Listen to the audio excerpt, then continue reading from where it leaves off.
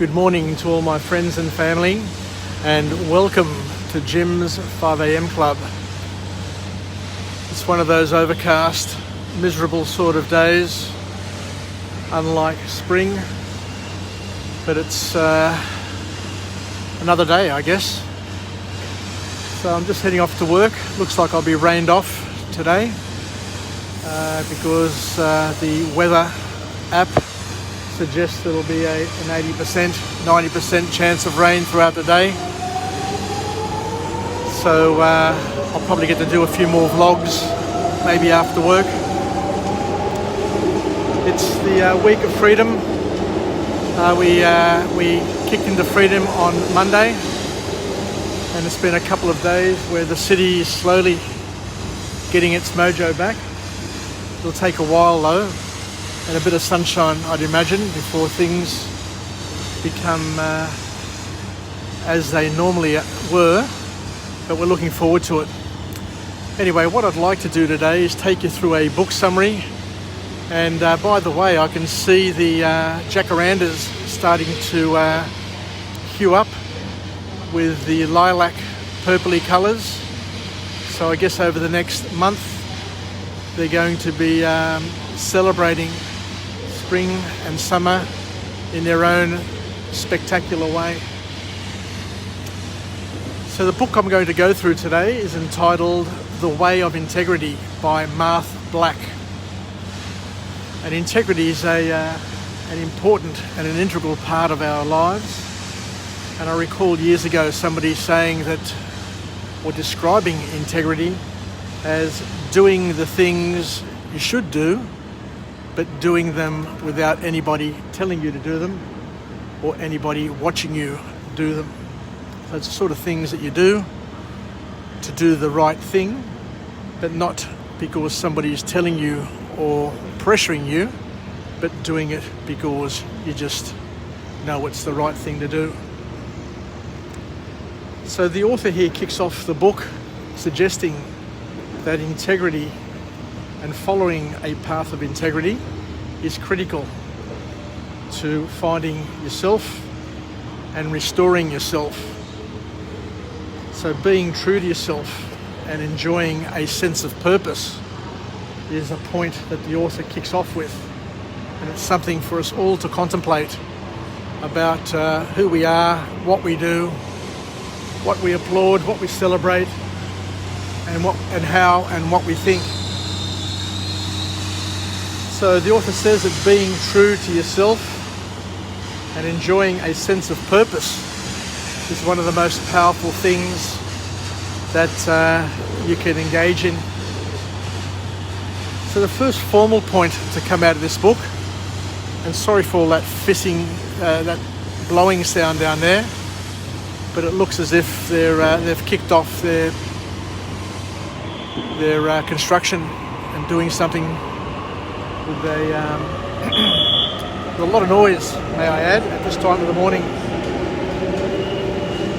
So the author says that the only true antidote for your emotional suffering is living with integrity. An interesting thing to consider. So the reason why we feel the way we feel, according to this book, according to this author, could be because of the way we're living and the cognitive dissonance and the mismatch that is happening with what we do, what we think, how we behave, with what we think should be the way we should be living in order to be living with integrity.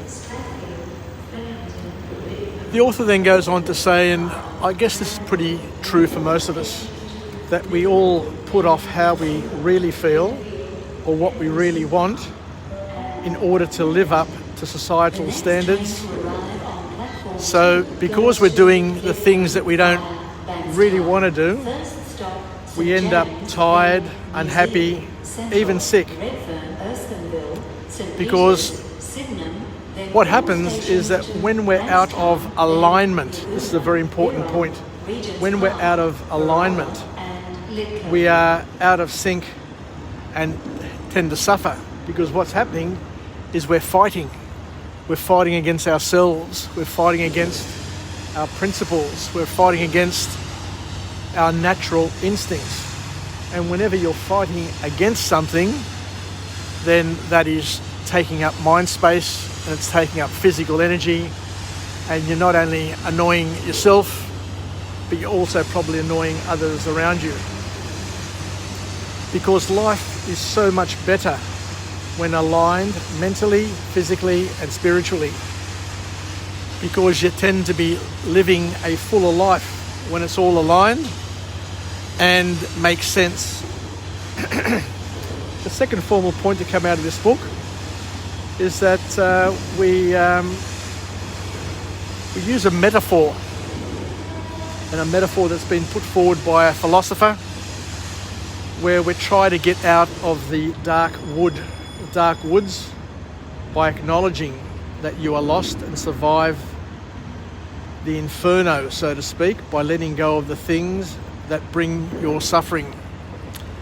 So the next point in this book is where the author quotes a philosopher, and it's a book or a philosophy known as Dante's The Divine Comedy, where we're reminded that on the road to integrity, you will often feel alone and will feel an inner fog, because we live within a dichotomy. There's always a dance, there's always a push-pull, a yin and a yang, a right and a wrong, that we need to traverse, and we need to try and convince ourselves of which path to take. So Dante suggested that in order to emerge from the woods, the most important thing of all is to realise and to acknowledge, firstly and foremostly, that we're lost. Because if you don't realise and accept that you're lost, then you won't want to try and find a solution or an answer. So the author goes on to say that to move forward, you need to find a teacher. And I recall reading elsewhere as well that every single person is secretly looking for somebody to lead them through their lives. And the author here suggests also that we're looking for a teacher. We need to go through some sort of therapy, some sort of yoga. But the most important teacher that we'll ever find is your inner self, where what we focus on and where we focus on the present. Geez, it's loud here in Circular Quay today. We've got the hooting of the Queenscliff as it's pulling out from Circular Quay.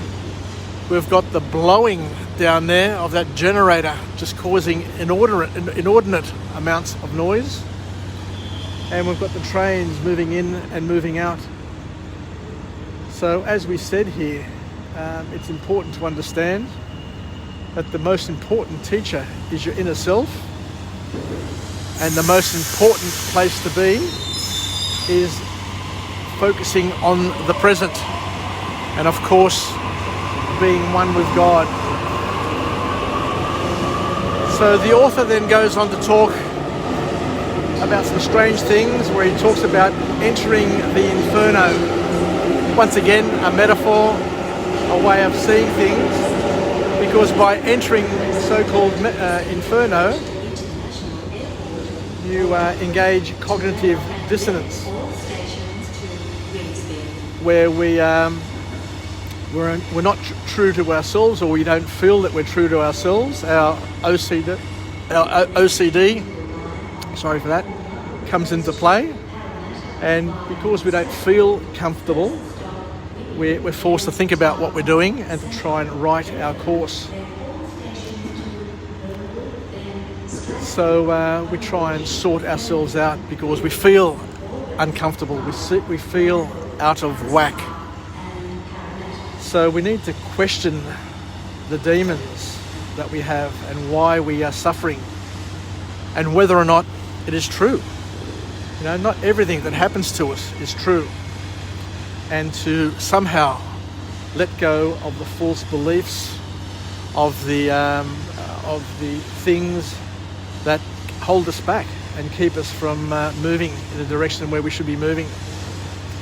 So to escape the Inferno, we need to go to the center of the Inferno, which means that we need to, embrace, confront our demons, our challenges, because Dante says in his Divine Comedy that at the center of the Inferno is where the lake of frozen lies appears.